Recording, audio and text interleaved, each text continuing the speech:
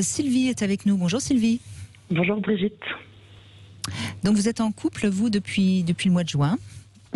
C'est ça. Et en fait, avec un homme extrêmement doux et attentionné. Oui. Et depuis quelques semaines, lorsque nous avons des rapports sexuels, il est assez vulgaire. Il me traite de nom d'oiseau que je n'accepte pas. Et on a une conversation là-dessus ensemble. Et j'ai l'impression que depuis, ça s'exerce. Ça s'aggrave, oui. Exactement. Et il se lâche. Oui, complètement. Et qu'il prend un malin plaisir. Et ce qui est surprenant, c'est qu'il est tellement incroyable à côté de ça.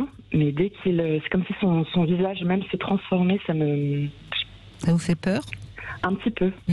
Un petit peu. Et je ne sais pas comment aborder le sujet avec lui pour que enfin ça cesse ou essayer de trouver un compromis. Donc j'aurais besoin de vos lumières. Oui, parce que vous, du coup, ça vous coupe complètement votre excitation et votre désir. Complètement. Oui. Lui, alors il faudrait savoir si il le fait parce que ça l'excite ou s'il le fait pour vous humilier. Vous avez une idée ? En fait, quand on a essayé d'en reparler après, il évite le sujet, donc j'en ai absolument aucune idée. C'est très perturbant. Et il le faisait pas au début, du tout ? Non, du tout. Il l'a fait quand il a commencé à se sentir en confiance avec vous, quand vous avez commencé à vous installer ensemble. Il y a eu quelque chose qui s'est passé à un moment donné ? Je pense que c'est au moment où on a commencé à se dire je t'aime, oui. D'accord. Oui, alors on a tous en nous un petit côté Jekyll et Hyde, quelque chose de beau qu'on a envie de montrer, puis quelque chose de moins beau qu'on a envie de cacher. Alors chez le schizophrène, ça prend les proportions qu'on sait, justement, de l'histoire de Jekyll et Hyde. Chez le pervers, c'est très clivé, coupé en deux. Mais qu'est-ce qu'on fait de notre partie un peu noire ? C'est une belle question qu'on peut se poser.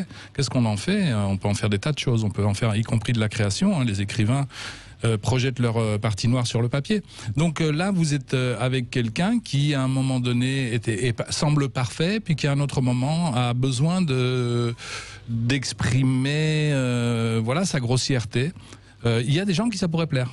Je pense qu'il y a des gens... femmes, oui, bien sûr. Ça, j'en suis certain. Il y a des femmes que ça exciterait, oui. Si ça vous plaît pas, s'ils n'arrivent pas à changer, c'est tout simplement que vous n'êtes pas fait pour être ensemble. Je vois pas d'autre chose à répondre. Vous pouvez lui demander d'arrêter. Soit il va vous entendre, soit il va pas vous entendre. Mais s'il vous entend, qu'est-ce qu'il va faire de cette partie noire ? Elle va ressurgir ailleurs. Il y a quelque chose qui colle pas. Et apparemment, à vous entendre, il n'a pas envie de changer. Enfin, en tout cas, je l'ai pas perçu dans votre discours. Et vous avez pas envie que ça continue. Il y a donc une impossibilité. Alors, il faudrait peut-être déjà que vous vous compreniez l'un l'autre, Sylvie. Peut-être que c'est un homme qui est adorable, mais que sexuellement, ce qui l'excite, c'est d'être avec une femme un peu vulgaire, un peu, et donc il vous traite de nom d'oiseau pour qu'il ait l'impression d'être avec ce genre de femme. Donc, par exemple, je pourrais pas, imaginons, à mon tour, peut-être, employer des termes qui peut-être ne me plaisent pas, mais pour moi, je sais pas, peut-être le retrouver à mi-chemin ou... Mais je crois que c'est important que vous puissiez ensemble en parler, pour voir s'il y a moyen que ça s'adapte ou pas. Parce que si ça ne s'adapte pas, en effet, je suis d'accord, vous n'avez rien à faire ensemble. Mais peut-être que si vous comprenez que c'est pas pour vous humilier, que c'est pas pour vous salir, mais que c'est parce que lui, pour être puisque c'est après que vous vous soyez dit je t'aime, donc c'est quand même intéressant à analyser. Hein, c'est au moment où vous vous dites je t'aime, donc ça y est, vous êtes pour lui la femme de sa vie. Mais pour arriver à être excité et à baiser la femme de sa vie, il a besoin qu'elle soit plus une chienne, pour utiliser un mot. C'est exactement le genre de terme qu'il emploie. Exactement. Ben oui, je m'en doute bien, je comprends bien. Mais c'est pas, comment dirais-je, c'est pas pour vous humilier, c'est pour s'exciter. Ce qui est pas la même chose. Mais après, je peux comprendre que ça soit pas supportable pour vous. Attention, je vous dis pas de l'accepter. Sylvie, elle pose sa limite. Elle pose sa limite et lui n'est pas capable apparemment de l'entendre. Il est là le problème. Il est là. Oui. Mais il y a peut-être une incompatibilité d'humeur, tout simplement. Oui, bien sûr. Mais moi, j'essaye d'expliquer à Sylvie pour qu'elle puisse en faire quelque chose. Si lui était capable de l'entendre, si vous disiez, bon, il s'est retenu pendant quelque temps, il essaye de changer, puis ça revient, là, on pourrait dire il peut consulter. C'est-à-dire qu'il a le désir de changer. Même ça, je l'entends pas du tout. Oui. Je l'entends pas du tout. Dans le désir de changer, effectivement, peut-être que le fait d'avoir dit je t'aime ou de s'être entendu dire je t'aime le met en danger parce que quelque part à l'intérieur de lui il se sent pas aimable. C'est possible et à ce moment-là, il a besoin de salir quelque chose pour pouvoir aller mieux, j'en sais rien. Mais visiblement, il n'y a pas de volonté de changer. En tout cas, moi je trouve, Sylvie, parce que vous avez l'air de vous êtes dit je t'aime, donc c'est quand même important d'aller au bout de votre histoire. Peut-être que ça ne marchera pas, mais au moins essayer d'aller au bout. Moi, je vous conseillerais d'aller tous les deux consulter ensemble. Oui. Oui. Pour pouvoir mettre à plat devant quelqu'un qui va poser les bonnes questions et qui va vous expliquer, comme j'essaye de le faire, qu'est-ce qui se joue sexuellement à ce moment-là. Mais est-ce qu'il en a la volonté ? Il faut, oui. Voilà, s'il vous aime, il acceptera d'aller rencontrer quelqu'un. L'injonction thérapeutique, ça marche pas.